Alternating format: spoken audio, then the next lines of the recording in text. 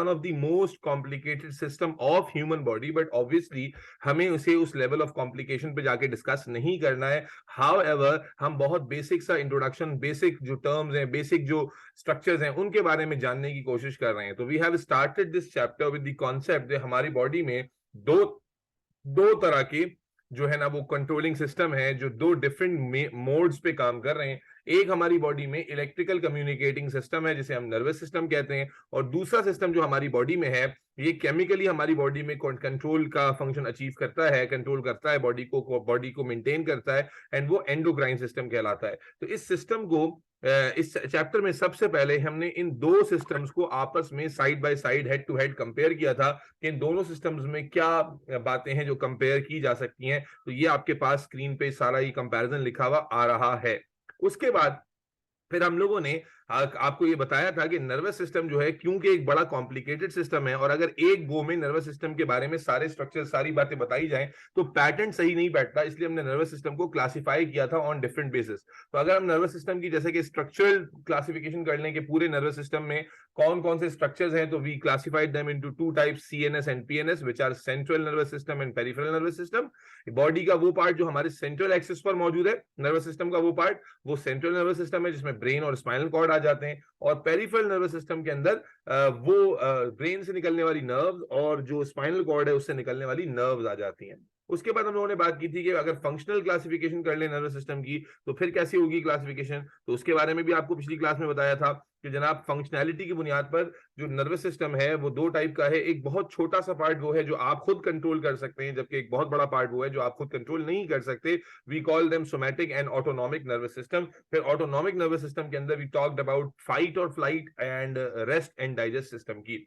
उसके बाद हमने बात की थी सेल्यूलर बेसिस पे अगर हम नर्वस सिस्टम को क्लासिफाई करें, तो वहां पर मैंने आपको बताया था कि जो हमारा पूरा का पूरा नर्वस सिस्टम है ये एक नहीं बल्कि दो टाइप्स ऑफ सेल से बनता है, which are neurons and neuroglial cells. And actually neuroglial cells are 10 times more in number as compared to neurons. But why we haven't heard about them? Because ये जो है इलेक्ट्रिकल कम्युनिकेशन के लिए responsible नहीं होते, बल्कि इनकी हैसियत वैसी ही थी जैसे एक बड़ी सेलिब्रिटी के सराउंडिंग में उसके शेफ की, उसके सपोर्ट स्टाफ की, उसके मेकअप मैन की, उसके सिक्योरिटी की जो हैसियत होती है, बिल्कुल वैसे ही न्यूरोग्लायल सेल्स भी न्यूरॉन की हर तरह की सपोर्ट और नरिशमेंट और प्रोटेक्शन के लिए मौजूद थे.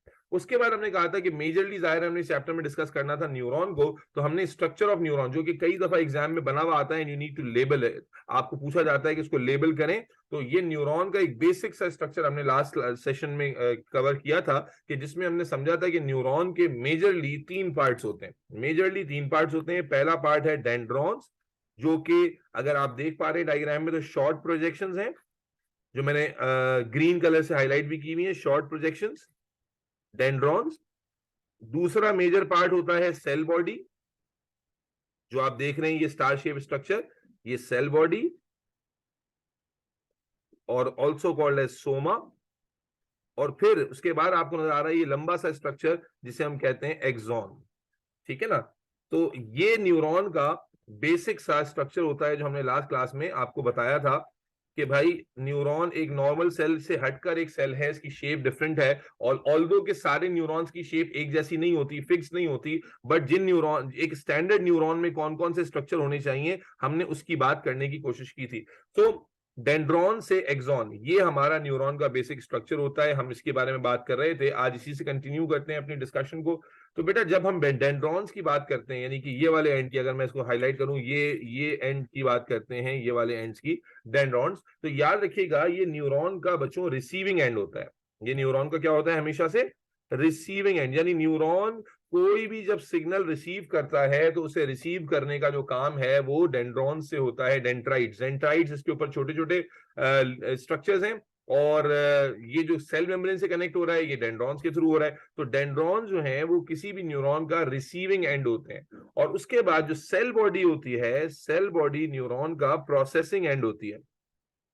यानी जब कोई सिग्नल रिसीव हुआ तो उस सिग्नल को रिसीव करने के बाद उसको प्रोसेस करना, और प्रोसेस करके इलेक्ट्रिकल इंपल्स में कन्वर्ट करना. प्रोसेस करके किस में कन्वर्ट करना?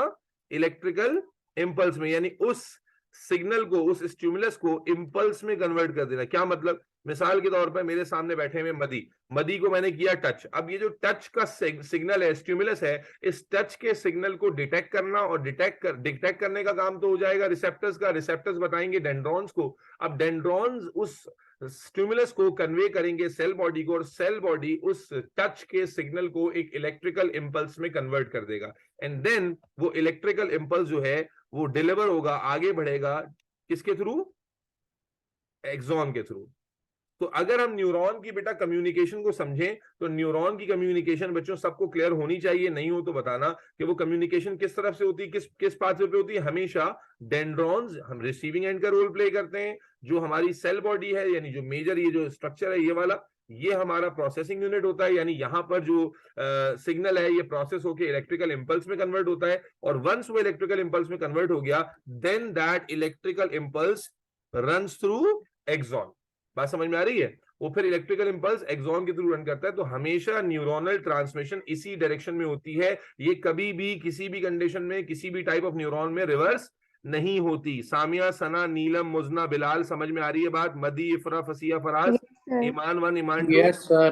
ठीक है। तो जी सर, आ रही है। हमेशा कम्युनिकेशन का डायरेक्शन यही रहता है, डेंड्रॉन टू एक्सॉन, जिसमें डेंड्रॉन रिसीविंग एंड है और वो फिर सेल बॉडी प्रोसेसिंग यूनिट है, जहां इंपल्स बनती है, इंपल्स पैदा होती है और फिर एक्सॉन पे रन करती है। और फिर इसी के बाद अगर नेक्स्ट न्यूरॉन आ रहा है तो नेक्स्ट न्यूरॉन में फिर इस सिग्नल को रिसीव करेगा उसका डेंड्रॉन, और फिर डेंड्रॉन से सेल बॉडी टू एक्सॉन, और इसी तरह ये ट्रांसमिशन चलती है। तो ये तो हमने लास्ट टाइम न्यूरॉन का बेसिक स्ट्रक्चर डिस्कस किया था। अब जरा हम न्यूरॉन की कुछ टाइप्स पर बात करते हैं। आज का जो पहला टॉपिक है वो है टाइप्स ऑफ न्यूरॉन्स।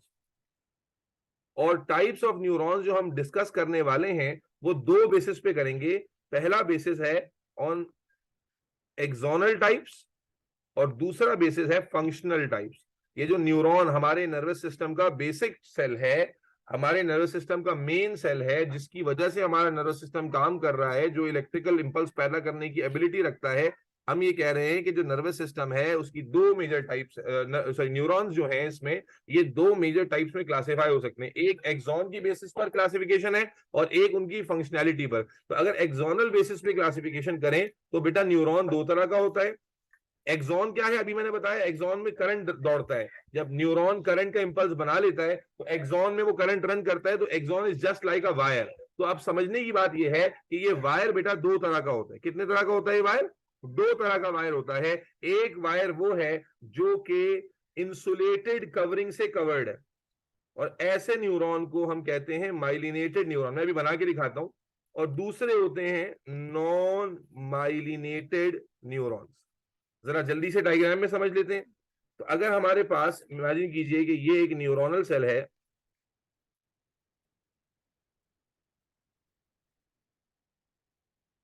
ठीक है, ये एक न्यूरोनल सेल है। तो इस न्यूरोनल सेल में जो एक्सॉन आप देख रहे हो, ये एक्सॉन दो तरह का हो सकता है। और ये बड़ी इंपॉर्टेंट बात है, उम्मीद है कि आप इंटरेस्ट लेंगे और सवाल भी पूछेंगे अगर आपके जहन में आएगा तो। ये हमारा न्यूरॉन है, ये इसका आप जानते हैं एक्सॉन है। तो एक्सॉन मैंने कहा दो तरह का हो सकता है। एक एक्सॉन कौन सा है बेटा? जिसके ऊपर इस तरह से इंसुलेटेड फैटी शीट है, कंटिन्यूटी में नहीं है, डिसकंटिन्यूटी में है। Insulated fatty sheet, insulated fatty sheet मौजूद है, जिस शीट को हम माइलिन शीट कहते हैं। क्या कहते हैं बच्चों? बोलते जाओ। माइलिन। जैसे तार होता है ना, तार, वायर होता है, तो वायर में आप देखते हैं ना, वायर में आप क्या देखते हो कि एक वायर है, इस पे रबर चढ़ी हुई है, रबर कॉपर वायर है, इस पे रबर की कोटिंग हुई हुई है, और एक वो तार है जिसको आपने रबर कोटिंग से बाहर निकाल लिया, जिसको हम नेकेड वायर कहते हैं। तो इसी तरह एक्सॉन जो है बेटा, ये दो तरह से यानी न्यूरॉन एक्सोनल बेसिस पर दो तरह से प्रेजेंट है नर्वस सिस्टम में। कुछ एक्सॉन्स वो हैं जिनमें क्या, कुछ एक्सॉन्स वो हैं जिनका एक्सॉन जो है वो इंसुलेटेड शीट से, माइलिन शीट से, और ये माइलिन शीट बेटा पैटर्न समझना, ये रोल हुई हुई है, जैसे समोसे की पट्टी होती है ना, ये आप समझ लीजिए आपके पास कोई रैपिंग शीट हो और आप उसे गोल गोल रोल करें, तो ये रोलिंग पैटर्न में एक्सॉन पे रोल्स है। These are small rolls of myelin sheath. ये माइलिन शीट किस नेचर की है, किस कंपाउंड से बनी हुई है? अभी मैंने बताया कि this is made up of lipid. ये चिकनाई है, लिपिड की लेयरिंग होती है इस पर, लिपिड फैट की लेयरिंग है, और इस शीट को हम माइलिन शीट कहते हैं बेटा। और ये माइलिन शीट बनाते कौन है? ये न्यूरॉन खुद ब खुद नहीं बनाता। This myelin sheath is produced by ये एमसीक्यू भी आ सकता है बेटा। Produced by cells called Schwann cells, called Schwann cells. और आप कहें सर हमने शॉन सेल्स के कहां से आ गए, तो बेसिकली ये है न्यूरोग्लायल सेल्स की टाइप। अभी थोड़ी देर पहले हमने बात की थी कि भाई न्यूरॉन के साथ एक और तरह के सेल्स होते हैं जिनको न्यूरोग्लिया कहते हैं। तो शॉन सेल्स असल में न्यूरोग्लियल सेल्स की एक टाइप है जिनका काम होता है एक्सॉन के ऊपर माइलिन शीट को प्रोड्यूस करना। तो उम्मीद है कि जो बच्चे लास्ट क्लास में मौजूद थे, मेरे ख्याल सारे ही मौजूद थे एक आध के अलावा, तो आप कनेक्ट कर पा रहे होंगे। हमने आपको बताया था लास्ट क्लास तक कि आपके नर्वस सिस्टम का जो बेसिक सेल है वो न्यूरॉन है। आज हम बात ये कर रहे हैं कि न्यूरॉन की जो टाइप्स हैं वो किस तरह से क्लासिफाई होता है। तो पहले मैंने आपको बताया कि न्यूरॉन की अगर हम क्लासिफिकेशन करें तो दो बेसिस हैं। एक एक्सोनल बेसिस है, यानी एक्सॉन की बेसिस पे हम न्यूरॉन को क्लासिफाई कर सकते हैं कि how many types of axon a neuron can have, और दूसरी बेसिस जो है वो उसकी फंक्शनल बेसिस की बात हम थोड़ी देर में करेंगे। एक्सोनल बेसिस पे मैंने बताया axon is just like a wire because वो करंट को कैरी करता है। तो अब एक्सॉन दो तरह का है। एक एक्सॉन वो है जिस पर डिसकंटिन्यूअस डिस्क्रीट शीट चढ़ी हुई है, डिस्क्रीट रोल्स ऑफ फैट चढ़े हुए हैं, और उस डिस्क्रीट रोल को हम माइलिन शीट कहते हैं, जो कि शॉन सेल्स के थ्रू प्रोड्यूस होती है, जो कि न्यूरॉन के साथ ही मौजूद होते हैं because they are glial cells. Is that clear बच्चों? Yes sir. सर लेकिन इनका काम क्या होता है माइलिन मैं शीट बता का? रहा हूं अभी बता रहा हूं बेटा। जबकि दूसरा न्यूरॉन क्या होता है, दूसरा न्यूरॉन कौन सा न्यूरॉन होगा जिसके एक्सॉन पर ये कवरिंग नहीं होगी, जिसके एक्सॉन पर ये जो कवरिंग्स आप देख रहे हैं माइलिन की ये नहीं होंगी। तो ये वाला न्यूरॉन क्या कहलाएगा? नॉन माइलिनेटेड न्यूरॉन कहलाएगा। ठीक है ना? क्या कहलाएगा बच्चों? Non myelinated non myelinated cell. Neuron. अब जनाब यहां पर बड़ी इंपॉर्टेंट, स्कूल में अगर आप लोग पढ़ चुके हैं तो मेरे ख्याल है आप मुझे बता सकते हैं, लेकिन अगर नहीं पढ़ा है तो फिर मैं जरूर आपको बताने लगा हूं कि माइलिनेटेड और नॉन माइलिनेटेड न्यूरॉन में क्या फर्क होता है। माइलिनेटेड न्यूरॉन और नॉन माइलिनेट दोनों याद रखें। न्यूरॉन को न्यूरॉन के अंदर डिफरेंट कैरेक्टरिस्टिक पैदा कर देते हैं माइलिनेटेड और नॉन माइलिनेटेड। हालांकि दोनों में एक्सॉन मौजूद है, दोनों में करंट दौड़ रहा है, लेकिन होता क्या है, ये जो नॉन माइलिनेटेड न्यूरॉन है इसमें ये जो गैप्स आ रहे हैं ना बेटा, ये वाले gaps, this gap, this gap, this gap, in gaps को हम कहते हैं nodes of Ranveer Kapoor, sorry nodes of Ranvier. इनको क्या कहते हैं बच्चों? Nodes of Ranvier. तो होता क्या है कि दोनों जो न्यूरॉन्स है ना, इनमें करंट के मूव करने का पैटर्न डिफरेंट है। ठीक है? और आपने स्कूल में पढ़ा होगा बेटा, ये जो नॉन माइलिनेटेड न्यूरॉन है उसमें करंट ऐसे सीधा सीधा रन करता है along the whole length of axon, current का इंपल्स इस तरह से ट्रेवल करता है। जबकि जो माइलिनेटेड न्यूरॉन है इसमें करंट सीधा सीधा ट्रेवल नहीं करता, बल्कि वो जंपिंग फैशन में ट्रेवल करता है, एंड जंप होती है from one node of Ranvier to another node of Ranvier. This is the basic difference between the transmission of myelinated and non myelinated neuron.